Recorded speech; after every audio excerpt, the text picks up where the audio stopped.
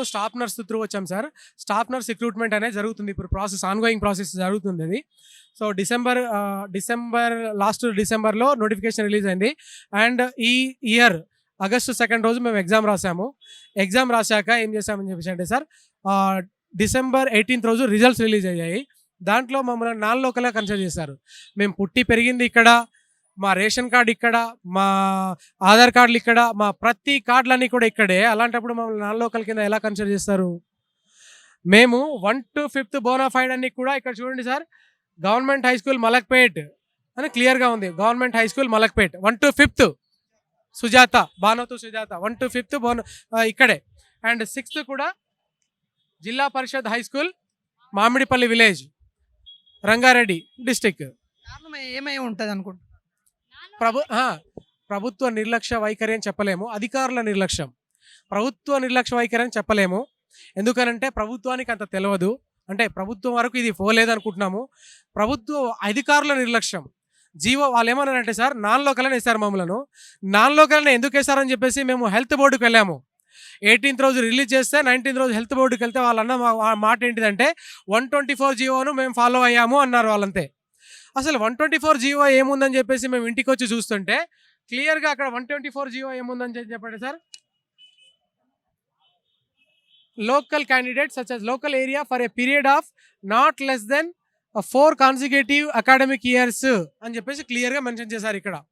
ఇదేముంది sir, local క్యాండిడేట్ను identify చేయడం కోసం GOMS number 124 పారా 7 ఇది చెప్తున్నటువంటి విషయము.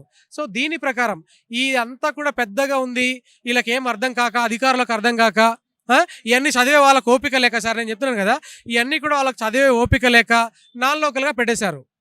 ఇలాంటి వాళ్ళ కోసమే high court for the state of Telangana Hyderabad ఒక కొరిజెండం రిలీజ్ చేసింది సార్. ఎప్పుడు 31/3/2022లో జియో నెంబర్ 124ను కోట్ చేసింది సార్. జియో నెంబర్ 124ను కోట్ చేసింది. అండ్ ఇక్కడ ప్రెసిడెన్షియల్ ఆర్డర్ 2018ని కూడా కోట్ చేసింది. ఇక్కడ కోట్ చేస్తూ ఏమన్నా సార్, ఇక్కడ certificate in respect of local candidate in terms of the presidential order 2018 that ఈ study certificate for 4 academic years from 4th to 7th classes. నువ్వు లోకల్ క్యాండిడేట్ అనబడాలి అని చెప్పేసి అంటే 1 to 7 బోనాఫైడ్ చూడాలి. అందులో ఫస్ట్ కండిషన్ ఏంటిది, 4th నుంచి 7th వరకు బోనాఫైడ్ ఒకటే దగ్గర ఉంటే లోకల్ క్యాండిడేట్. ఒకవేళ however if the candidate has studied in 2 or more judicial districts, okay, then they have to submit study certificates from 1st class to 7th classes, and where the candidate has studied for maximum period will be treated as local candidate of that judicial district అని క్లియర్గా ఉంది. అందరికి ఇచ్చాము sir, వాళ్ళకి కూడా ఇచ్చాము, సెక్రటరీలో కూడా ఇచ్చాము. మేము చూస్తాము, మేము చేస్తామని అంటారు తప్ప, ఇప్పుడు అంతా అయిపోయాక మీరు చూసేది చేసేది. తనకి ఎన్ని మార్క్స్ వచ్చాయి సార్? జోన్ 6 ఈమెది. జోన్ 6లో ఎస్టీ క్యాండిడేట్స్కు 40 కట్అవుట్ పెట్టారు. 40 వాళ్ళని కూడా సర్టిఫికేట్ వెరిఫికేషన్ కోసం పిలిచారు. ఈమెకు వచ్చింది 58 మార్క్స్ వచ్చాయి. 100% ఎలిజిబుల్ క్యాండిడేట్, జాబ్ కోసం ఎలిజిబుల్ క్యాండిడేట్. అండ్ 100కు 200% ఆమెకు జాబ్ వస్తుంది. ఇక్కడ లోపల ఎలా రిసీవ్ చేసుకున్నారు అంటే మీరు అయితే? ఏం లేదు సార్, జస్ట్ తీసుకోలేదని పేరు లేకుండా తీసుకున్నారు. మేము పంపిస్తామని చెప్పేసి అన్నారు.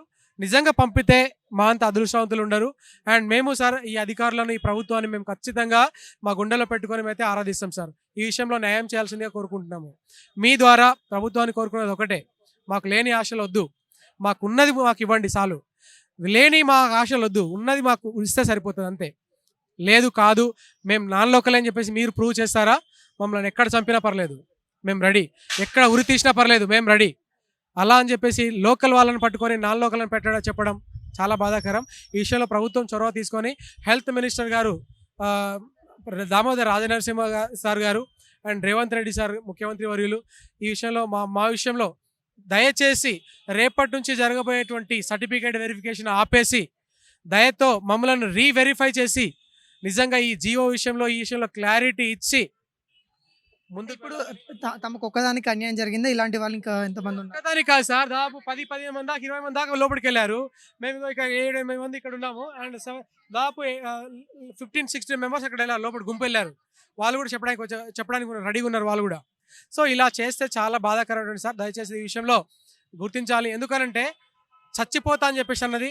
అడుగుదాం, ఫైట్ చేద్దాం. మన ప్రభుత్వం కదా, న్యాయం చేస్తుందనే ఒకే ఒక ఉద్దేశంతో ఉన్నాం సార్. పిల్లల్ని తన ప్రభుత్వం, తన తల్లి తన పిల్లల్ని ఖచ్చితంగా చూసుకుంటుంది. అదేవిధంగా మేము ప్రభుత్వం పిల్లలేమే సార్, ప్రభుత్వం మాదే సార్. మేము ప్రభుత్వం పిల్లలే. ఖచ్చితంగా పిల్లల్ని ఖచ్చితంగా చూసుకునే బాధ్యత ప్రభుత్వానికి ఉంది. దయతో మా విషయంలో ప్రభుత్వం చొరవ చూపి ఈ విషయంలో న్యాయం చేస్తారని మేము కోరుకుంటున్నాం సార్.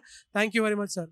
గత ప్రభుత్వాలు అయితే ఏదైతే ఉందో మనము ఓన్లీ పోలీస్ రిక్రూట్మెంట్లోనే అవకతవకలు జరిగినాయి, టీఎస్పీఎస్సీలోనే అవకతవకలు జరిగినాయని అనుకుంటున్నాము. అప్పటికి కూడా ఇప్పుడు ఏంటంటే నర్సింగ్ దాంట్లో కూడా అవకతవకలు ఉన్నాయని వాళ్ళైతే అభ్యర్థులు అయితే చెప్తా ఉన్నారు.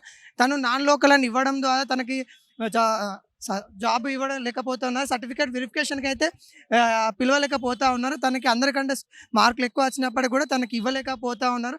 తను నాన్ లోకల్ అని మీరు నిరూపిస్తే తను చావడానికైనా సిద్ధంగా ఉందన్నట్టు అధికారులకైతే సవాల్ అయితే విసురుతూ ఉంది. తను ఈరోజు అయితే ప్రజా దర్బార్లోనే అయితే తన విన్నపాన్ని అయితే విన్నపించుకుంది. ఈ రేవంత్ రెడ్డి గవర్నమెంట్ ఏదైతే ఉందో తనకి న్యాయం చేస్తుందని వాళ్ళైతే అనుకుంటా ఉన్నారు.